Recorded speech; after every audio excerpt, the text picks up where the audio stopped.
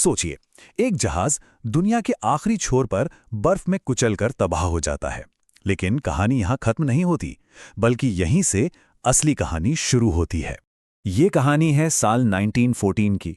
Sir honest Shackleton ने एक बड़ा ही हिम्मत वाला अभियान शुरू किया था, अंटार्कटिका को पैदल पार करने का। पर किस्मत देखिए, उनका जहाज उस महाद्वीप तक पहुंच ही नहीं पाया। तो ये कहानी है एक फेल हुए मिशन की, और उसके बाद घर लौटने के एक ऐसे सफर की जो लगभग नामुमकिन था। सपना तो बहुत बड़ा था। इसे नाम दिया गया था इंपीरियल ट्रांस अंटार्कटिक एक्सपेडिशन। मतलब धरती के सबसे ठंडे, सबसे कठोर महाद्वीप को पैदल चलकर पार करना था। कोई 2900 किलोमीटर का सफर। और ये सब उस जमाने में जब ना कोई जीपीएस था, ना कोई मॉडर्न टेक्नोलॉजी।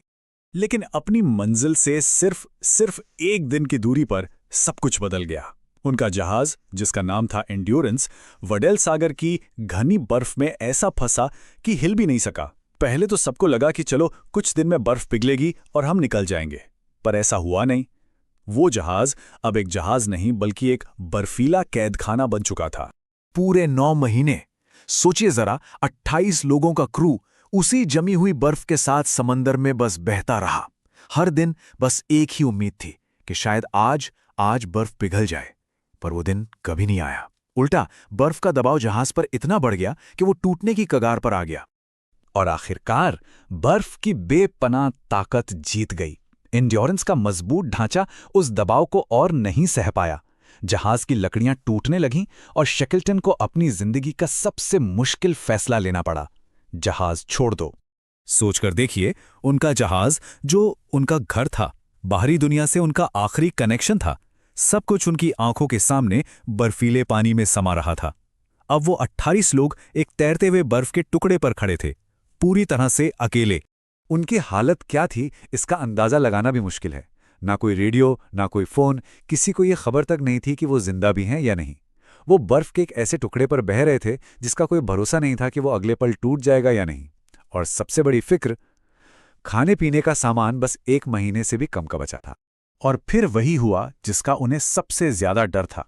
वो बर्फ का टुकड़ा जो अब तक उनका इकलौता सहारा था, वो भी टूटने लगा। अब उनके पास कोई और रास्ता नहीं बचा था।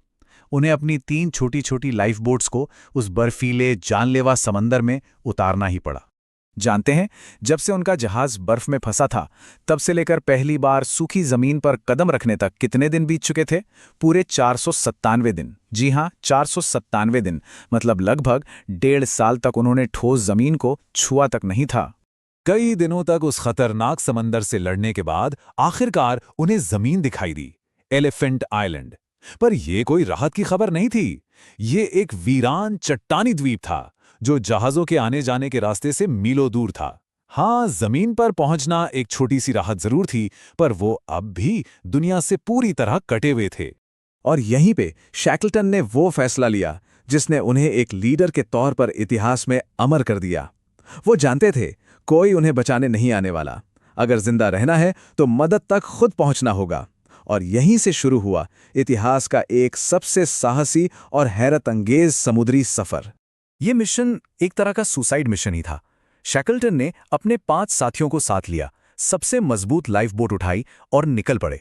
मंजिल थी 1300 किलोमीटर दूर साउथ जॉर्जिया द्वीप, और रास्ता वो दुनिया के सबसे खतरनाक समंदर ड्रेक पैसेज से होकर जाता था, जहां ऊंची ऊंची लहरें और जमा देने वाली ठंड मौत की गारंटी जैसी थी। ये उनका आखिरी दांव था। 17 दिन तक समंदर में मौत से लड़ने के बाद वो साउथ जॉर्जिया पहुंच तो गए, लेकिन द्वीप के गलत हिस्से में, जो पूरी तरह वीरान था। मतलब उनकी असली परीक्षा तो अब शुरू होनी थी। मदद हासिल करने के लिए उन्हें एक ऐसे बर्फीले पहाड़ी द्वीप को पैदल पार करना था जिसका कोई नक्शा तक मौजूद नहीं था। ये कारनामा उनसे पहले किसी ने नहीं किया था। पहाड़ों और ग्लेशियरों को पार करके जब वो आखिरकार वेल स्टेशन तक पहुंचे, तब तक वो बुरी तरह थक चुके थे। लेकिन शैकल्टन के दिमाग में बस एक ही बात चल रही थी, एलिफेंट आइलैंड पर फंसे मेरे 22 साथी, मुझे उनके पास वापस जाना है। लेकिन अपने साथियों तक पहुंचना भी बिल्कुल आसान नहीं था। एक बार कोशिश की, नाकाम रहे। दूसरी बार कोशिश की, फिर नाकाम रहे। अंटार्कटिका की मोटी बर्फ ने बार बार उनका रास्ता रोका। आखिरकार अपनी चौथी कोशिश में 30 अगस्त 1916 को शैकल्टन बर्फ को चीरते हुए अपने लोगों तक पहुंचने में कामयाब हो ही गए। तो नतीजा क्या निकला? इस सफर पर 28 लोग निकले थे और लगभग 2 साल तक दुनिया की सबसे खतरनाक जगह पर फंसे रहने के बाद घर वापस लौटे पूरे 28 लोग। एक भी जान का नुकसान नहीं हुआ। ये किसी चमत्कार से कम नहीं था, है ना? तो यहाँ एक सवाल उठता है कि जब यह मिशन पूरी तरह से फेल हो गया था, तो फिर इसे इतिहास की सबसे बड़ी जीतों में से क्यों माना जाता है? शायद इसलिए क्योंकि जब असल मंजिल हासिल करना नामुमकिन हो गया, तो शैकल्टन ने एक नई और उससे कहीं ज्यादा जरूरी मंजिल बना ली, अपने हर एक साथी को जिंदा घर वापस लाना। ये कहानी किसी मिशन की नाकामी की नहीं, बल्कि इंसानी हिम्मत और लीडरशिप की सबसे बड़ी जीत की है। और इस असाधारण कहानी का एक आखिरी पन्ना जुड़ा अभी हाल ही में साल 2022 में 106 साल बाद एंड्योरेंस जहाज का मलबा समंदर में 10,000 फीट नीचे मिला, बर्फ के नीचे एकदम वैसा का वैसा। ये उस महान सर्वाइवल कहानी का एक खामोश गवाह है, जो आज भी हमें इंसानी जज्बे की ताकत की याद दिलाता है।